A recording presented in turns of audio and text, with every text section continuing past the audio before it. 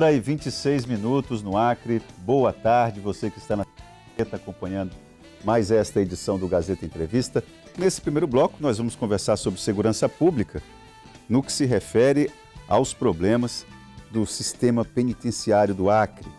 Ontem, nós fizemos uma conversa aqui com José Janes, que ele já foi presidente da Associação dos Servidores ligados ao sistema prisional do Acre e formalizou, antes de ontem, uma ação popular fazendo uma série de denúncias. E o presidente do Instituto de Administração Penitenciária foi citado diversas vezes aqui e é também o responsável por aquilo que José Janes aponta como uma série de irregularidades que existem no sistema.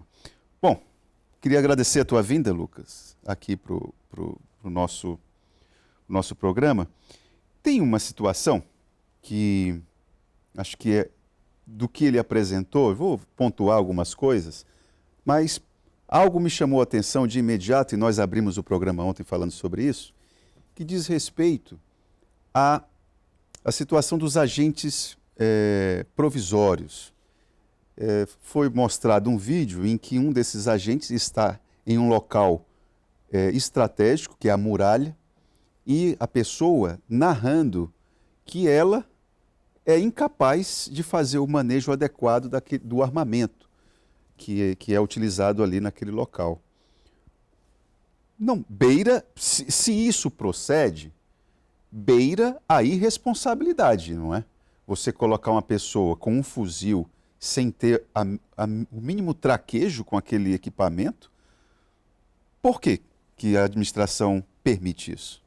Perfeito. Boa tarde, Taan. Boa tarde a todos que estão em casa. Primeiramente, agradecer o espaço, a oportunidade de poder responder algumas questões que foram levantadas.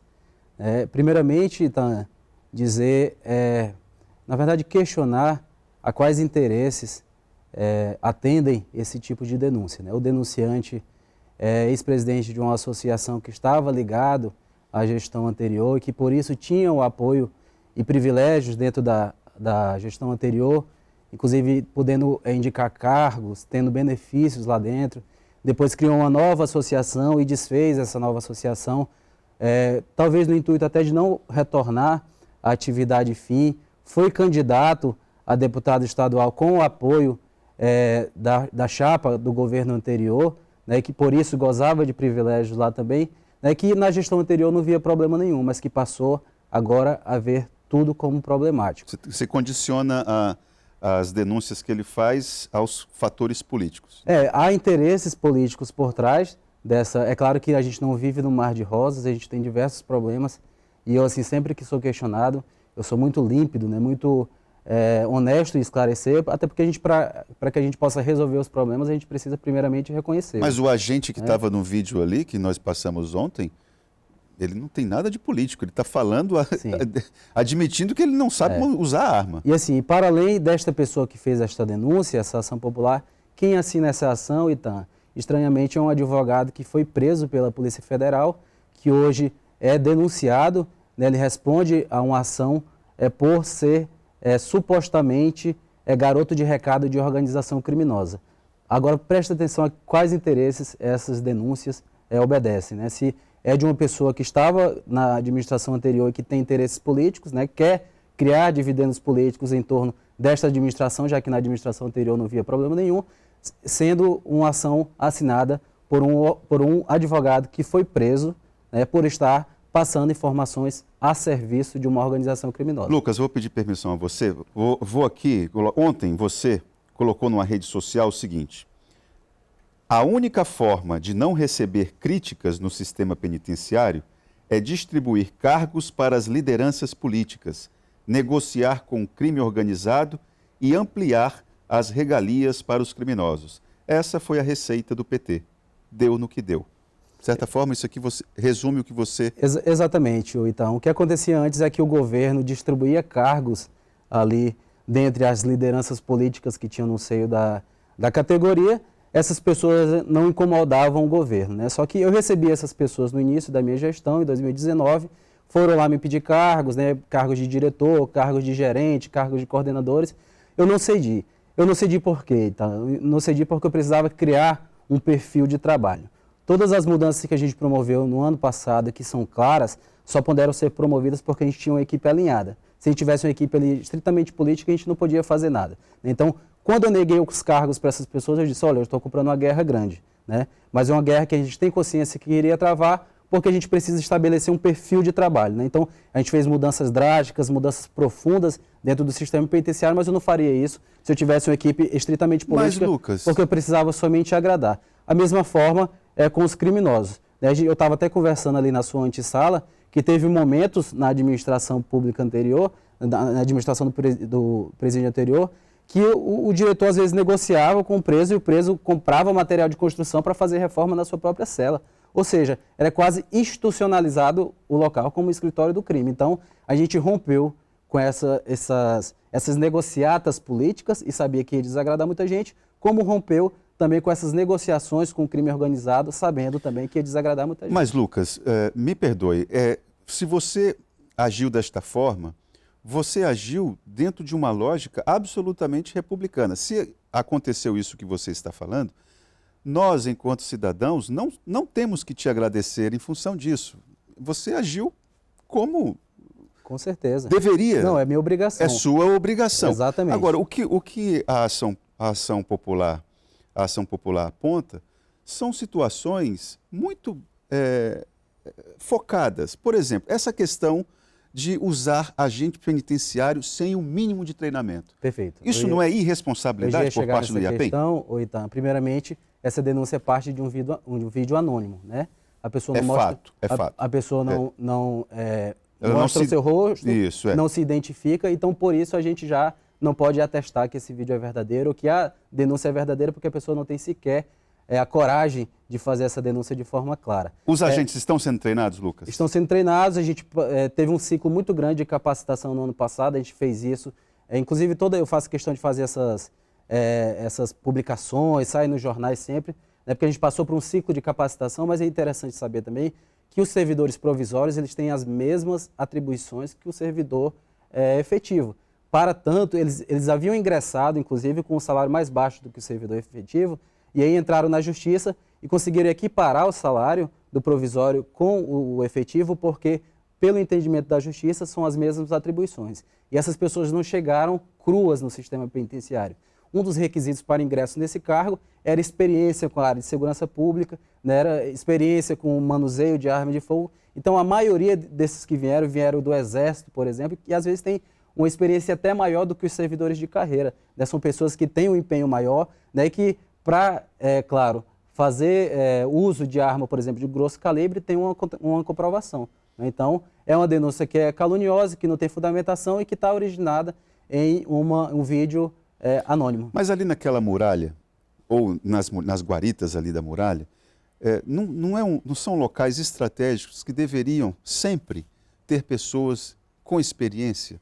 São pessoas com experiência, como eu citei anteriormente, né, que não chegaram lá cruz, que já vinham de uma experiência em segurança. A maioria está ali, tem 10, 15, 20 anos de exército. Né? São pessoas que estão muito mais treinadas, às vezes, até que o próprio servidor efetivo. Né? E que, às vezes, rendem muito melhor do que o servidor efetivo, muitos deles. Né? Não estou falando que são todos, mas muitos servidores que a gente tem provisórios, hoje a gente tem plena confiança, né, no trabalho deles, porque tem a situação do vínculo do trabalho, que podem ser admitidos ou demitidos a qualquer hora, então essas pessoas têm um esforço, têm um empenho muito maior do que, às vezes, alguns servidores efetivos que, enfim, têm estabilidade.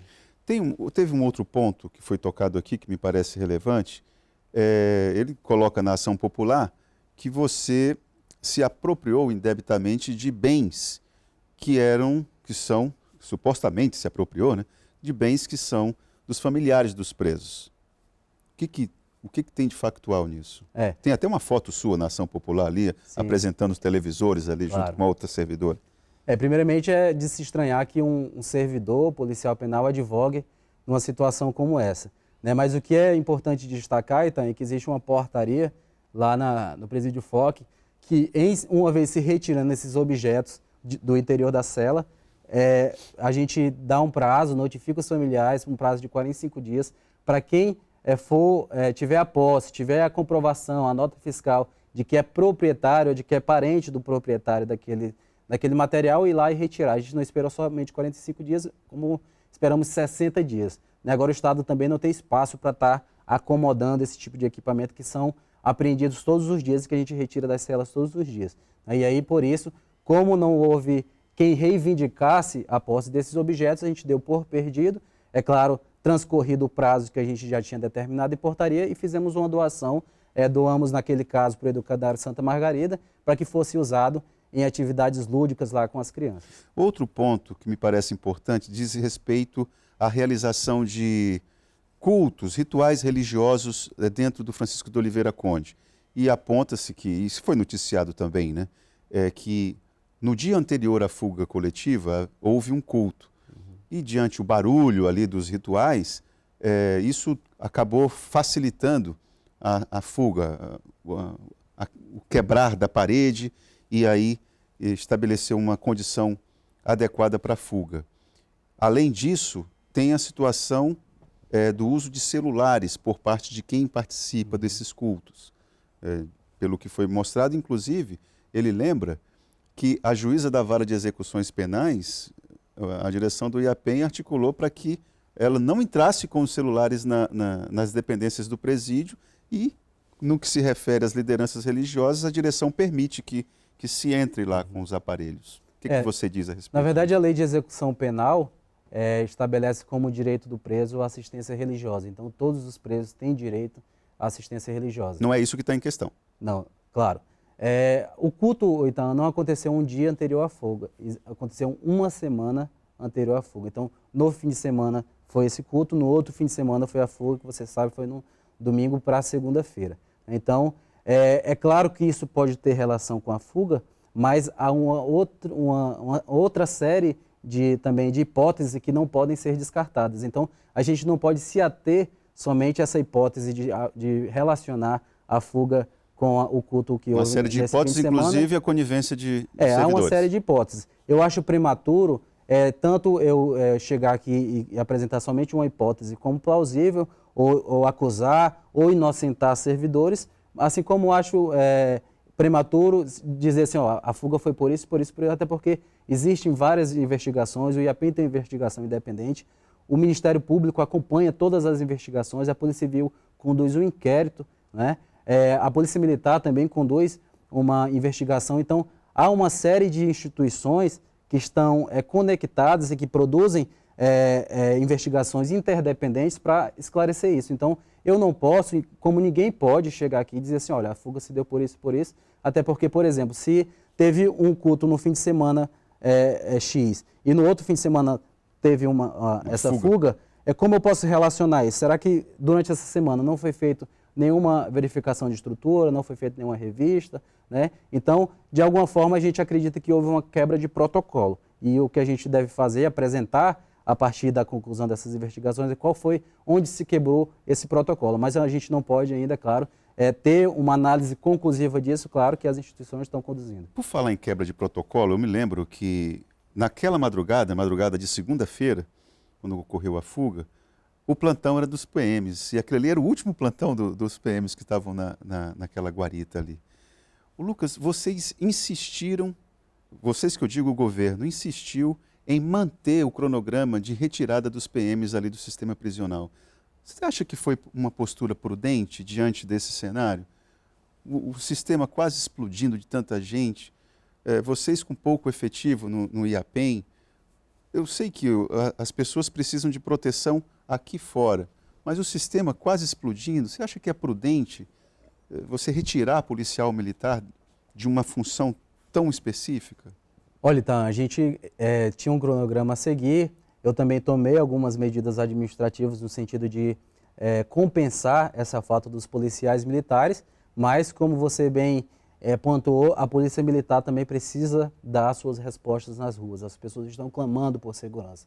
Então, o que o comandante da Polícia Militar fez, a preocupação dele foi a de dar uma resposta nas ruas, aumentar o efetivo. Então, foram mais de 200 policiais militares nas ruas. E aí, ele puxou o cobertor para ele, mas deixou o seu pé de fora, né? E aí, para a gente dar conta ali, o que a gente fez? Então, fechamos a unidade chamada UP4, que é conhecida como Papudinha.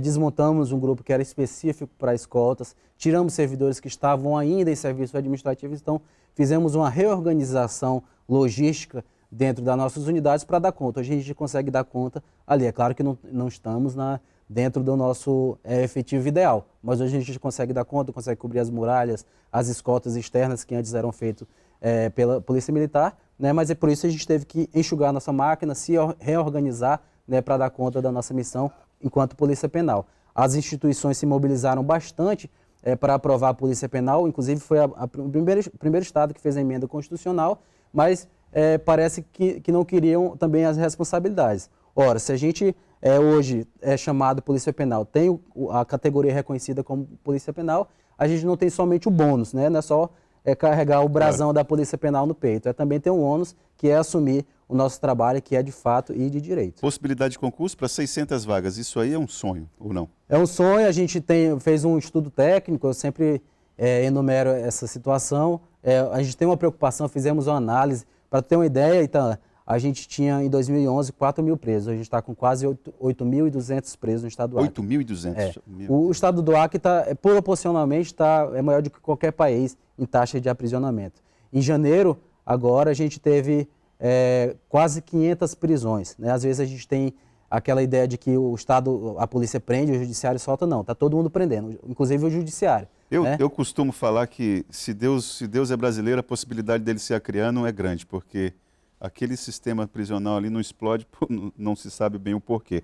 Olá, boa tarde, gostaria de perguntar se esses agentes provisórios, quando sair o concurso do IAPEM, do Acre, o que irá acontecer com essas pessoas? Serão todos substituídos por concursados? É um vínculo provisório, a gente já fez um aditivo de contrato, eles estavam um contrato de 2 anos, podendo ser aditivado por mais 2 anos, estão sendo aditivados agora, então no máximo que poderão ficar 4 anos, uma vez que é um vínculo provisório, isso que rege a legislação. Lucas, nosso tempo já acabou, mas fala aí, você estava naquela mobilização de tentar levar empresas para aproveitar a mão de obra dos presos, como é que está isso aí? Excelente, obrigado pela oportunidade, até pela lembrança, então a gente hoje já está negociando com 2 empresas para se instalarem ali no Presídio FOC, né, uma que trabalha com concreto armado para construir meio fio e outra de marcenaria, e aí a gente chama também as empresas para se instalarem, caso queiram, procurem a administração do IAPEM ali na Avenida Getúlio Vargas, número 12 e 13, no Bosque, é uma mão de obra que é mais barata, que não tem vínculo empregatício,